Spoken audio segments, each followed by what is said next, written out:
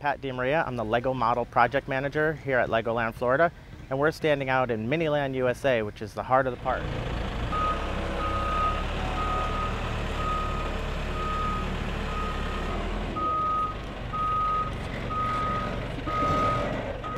Over 100 model builders worldwide have been working on Miniland USA.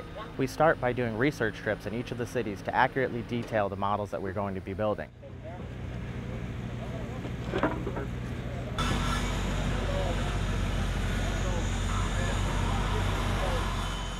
We take them back to our field office and we design all the Lego models all around the world.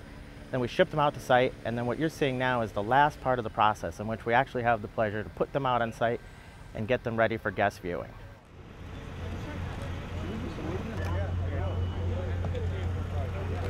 All right, we're going to start.